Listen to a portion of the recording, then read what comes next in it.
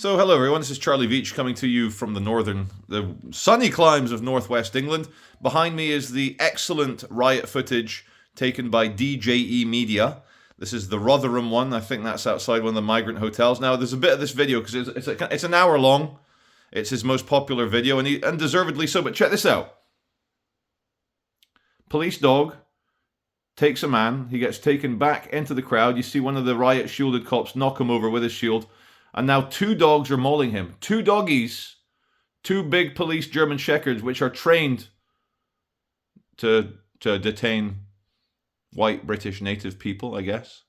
Anyway, sorry, I just wanted to show you that. I'm going to rewind it slightly. Bear with me. So, in case you were living under a rock or you just avoid the news like a based, enlightened hermit, in the summer of 2024, in August, late July, early August, Great Britain suffered a lot of civil disorder.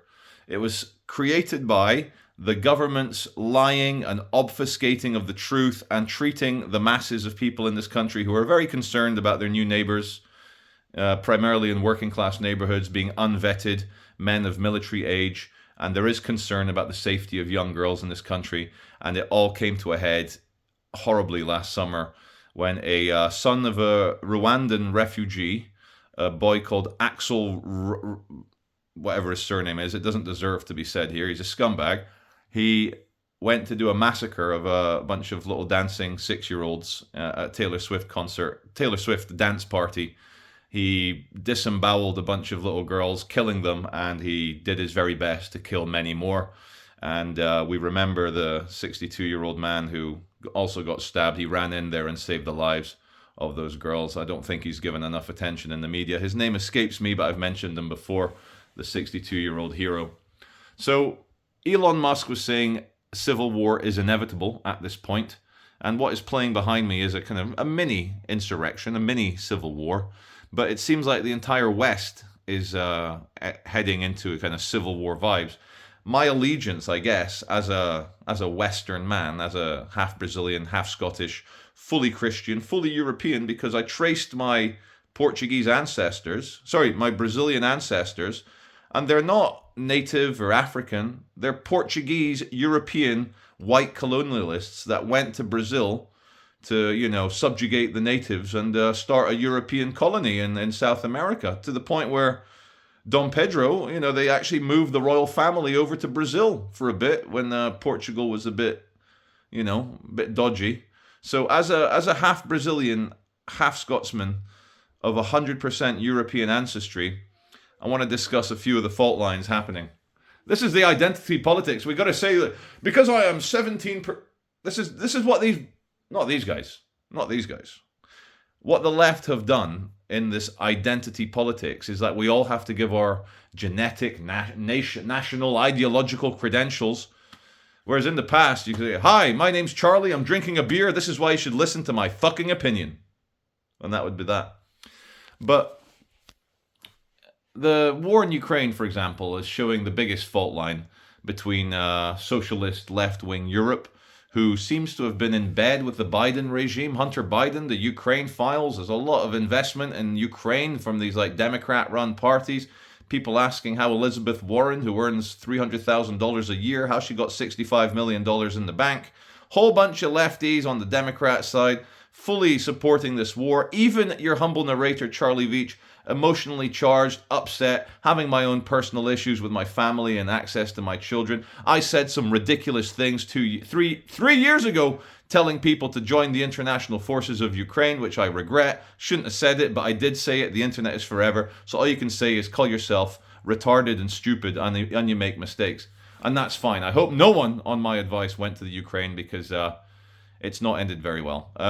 And I think maybe 3 years ago I had quite a lot of belief in the Ukrainians' ability to defeat the Russians, especially with all the NATO weaponry and all that NATO money and CIA satellite data, all the best rocket things. I thought there is not a chance in hell Russia could win this, and I was wrong. I was wrong to ask people to be conscripted into the Ukrainian Foreign Legion, and I was wrong to think that Russia wasn't going to win.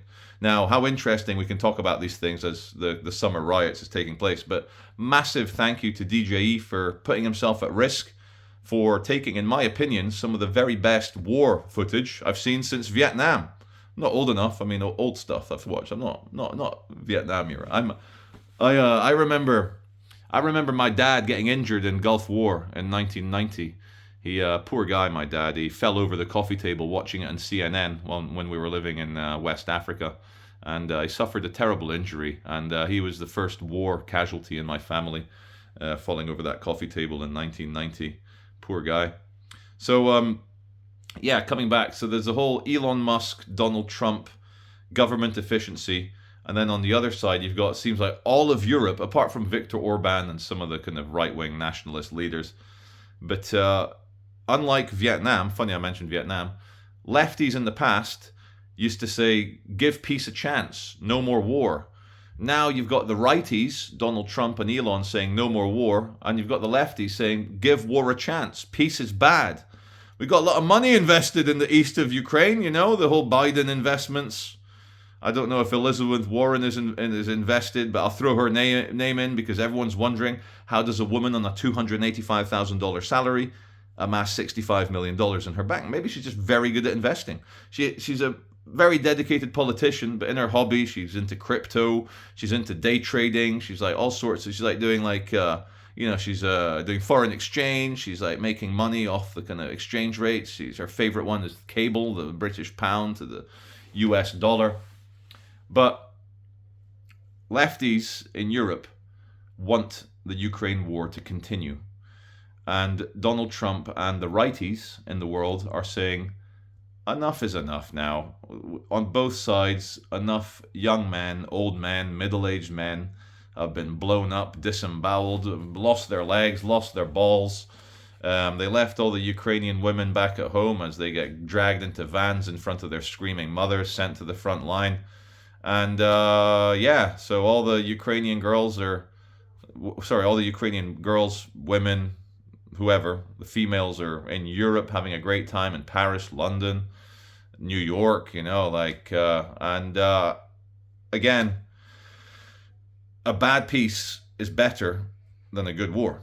No one dies in the bad peace. Yeah, you're going to have Zelensky, he's going to be grumbling like, oh, my minerals in the east. Well, you've lost your minerals, boy. You've lost your minerals. And I agree with Donald Trump saying that a peace today, ceasefire, end it. I mean, Ukraine put up a good fight, but there was a lot of issues with using the weapons incorrectly. They were using like 200,000 pounds, what were they called? MLAWs and javelins as RPGs. They were just like, you're meant to like aim it. It's like a kind of precision weapon. They were just, and that's the problem. You get shit for free. Like, we're all guilty. We get shit for free. You're wasteful with it. As soon as it's like restricted, you're like, whoa, we've got to be careful. And that's the problem. And also the corruption. Tens of billions of dollars, pounds, euros, everything into Ukraine. And we're meant to expect that these former Soviet good boys haven't squirreled a good percentage of it in Swiss bank accounts and in the Caribbean, Cayman Islands, the Isle of Man, a bit of Gibraltar. And nowhere like the British are the world leaders in money laundering. No one launders money like the British. Gibraltar, British clay, a good bit of Ukrainian money gone through there. So, how do they get onto the Ukraine war? I was talking about the riots. But anyway, these are the fault lines in the West. The civil war is between ideology now.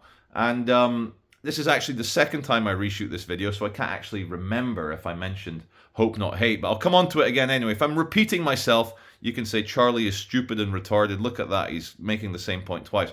But this morning I saw on Count Dankula, he's a fellow Scot. He's a lot funnier than me, a lot less retarded. He has featured in this left-wing organization's yearly publication called State of Hate for a few years running as a far-right hate merchant. Far-right hate merchant. And this year he wrote to Nick Lowles, the guy saying, why am I not included? I'm still racist. And I giggled. It's nice to see people joking around about being racist because, the word has lost a lot of its power. there are issues with mass immigration and the safety of young girls. And so to be called a racist, you're like, well, whatever, bro, whatever. So I was like, oh shit, State of Hate. So I went straight onto it. It's 140 pages, and I read them so that you don't have to. I read those pages, and my overall conclusion is that the far left, or the left, their favorite pastime isn't helping poor people, isn't helping these poor little black, gay, Jewish, transgender, ethnic minorities, whatever they happen to be. Doesn't happen to be little Mutembwe, the Congolese little 17-year-olds. What their favorite pastime is helping annoy the right wing, and the whole report is like a kind of a student publication at Cambridge University, and they're kind of like Revolutionary Communist Council. And like two of the people I've met, one of them is my friend. These are like the hate merchants mentioned in the report. And so I've already sent a WhatsApp to my mate, and I like the guy. He's not responded yet, so I don't want to name him now because he might be saying, Charlie, why the F are you tying me in? But another one that I've met, Kelly Jane Keenan, Posey Parker, she's a old school feminist who seems to want to keep female bathrooms a testicle and penis free zone. And does that make me a hate merchant? I think girls' toilets should be free of the cock and balls, like 100% free of the cock and balls. And this, about 2 weeks ago, the police chiefs in Britain released guidelines saying that they believe it's okay. Hope you're enjoying the riot and listening to me. Saying the police chiefs released guidelines saying it's okay for transgender women, as in women who have the cockey and the bollocks, it's okay for them to strip search, not just search, not just that. I'm talking about like proper like cavity and pull your cheeks apart. They're saying that the ladies who have the testicles, transgender women, I think is the official term, ladies with the testicles, are going to be given permission to strip search biologically. Well, no, we're not going to use their shit. Women with testicles are going to be given permission to strip search women. Now, that's not right, is it? That's not right, is it? And I'll just say the cveitch view again, just to get it out. The cveitch view, the view on this channel is I do not believe in transgenderism as an ideology, as a philosophy. We'll give it a quick thing. The basics of transgenderism is that some people may have the opposite gender mind, opposite sex mind in their mind, but then they're born in the wrong body. That's the idea. Now, is there any scientific evidence behind that, or what do they mean? Have they got any, things that you can, follow, any factual, tangible things that you can check out? What does it mean to have a female mind in a male body, or a male mind and a female? I don't believe it exists. I think it's a kind of version of punk body modification, but ultimately it is gay with extra steps. And I will support my gay friends all the way against the butchers who wish to chop off their genitals and convince them that they're anything other than just gay. You may be gay, you may be a lesbian, and you don't need the snippy, snippy, snippy. And, whilst we're at it, whilst we're on it, I disagree fully with male circumcision and female circumcision. So before everyone's saying that I'm getting all my shekels from Israel for supporting them, the reason I support Israel is because they are democratic, normal, Western, liberal, decent people. And in the Old Testament, which is the Torah, there's a lot of blood and guts and violence and revenge and vengeance and killing and all sorts of things, but you don't see Jewish people carrying out mass killings on the street. They don't scream for God and then kill 10 people. You don't see Jews doing car ramming attacks. I think throughout history, I can think of one mass terror attack by a Jewish man, and that was in Israel back in the 90s. Some Jewish American guy did a mass shooting spree. Anyway, it didn't end well for him. He either got killed or he's in jail. And I'll tell you what, the Jews certainly did not do. They didn't name schools, hospitals, streets. They didn't have a festival after him. You know, in Gaza and the West Bank, they name schools, hospitals. You know, they'll name a street after you if you manage to, like, you know, strangle some little ginger babies. You're suddenly a hero to these neo-Nazis, and we'll call them for what they are. Anyway, massive tangent there. Hope Not Hate releases The State of Hate, and I'm reading it, and I'm having a chuckle. It's like, you know, oh, I know that guy. Oh, I spoke to that guy. Oh, I met that guy in the pub. And like, these are meant to be like Britain's worst neo-Nazis. And the categories they come under, it's like anti-LGBT, anti-Islam. Islam is an ideology. You can be anti-Islam if you want. It's an idea. You can criticize it if you want. It's an idea. So you got anti-LGBT, anti-Islam. Then it's got like patriotic alliance. I'm like, patriotism is bad. So Nick from Hope Not Hate. Next year, I want to see Charlie Veitch, the half Brazilian, half Scottish hate merchant. He cracks jokes. He promotes free speech. He's got strong opinions about Islamism and so forth. But really, the Civil War is cultural. And it's at the point now, where the Hegelian dialectic is far left and far right going to have gangs of New York style riots across the UK. We saw it with Nick Manconi and UKIP. There was some Britain First rally. And they're kicking the van. They're kicking the van. And I enjoy watching it. Like, much as I think this is great. From, like, again, I don't enjoy it the same way a kind of far left loony enjoys watching right wing people struggle. I enjoy this from a kind of interstellar anthropology point of view. And this is a warning. No threats here. Just a warning. This is what happens when a kind of smarmy Westminster elite government lies to the public, tells them that they're idiots for speculating. You got the Merseyside police chief, that blonde lady, telling people, do not speculate, not allowed to think for yourself online. And so they suppressed everything. They should have come out, said it was the son of a Rwandan immigrant. It was a nuts. He'd gotten into Islamism. He's downloading Al-Qaeda manuals, ISIS manuals. Look at these boys. Again, Hegelian dialectic. Who did this help? It sent a message to the government. That's one thing it did. But this just gave the lefties and the government the excuse to just give massive jail sentences to these predominantly young, working class native Englishmen who were very upset at being lied to. And when you're literally told to shut up and not do any research after little girls get disemboweled in little dance parties, people get very upset. And then what really sparked it last summer, there was a few things. There was that guy carrying bodies over the Bristol Bridge. And then a day later, there was like two British Pakistani guys beating the shit out of armed police. Very lucky they didn't get shot. Anywhere else on the planet, China, America, you know, even Australia, I reckon they would have got shot. You know, you get shot dead. You can't be punching female armed police in the face and breaking their noses and getting away with it.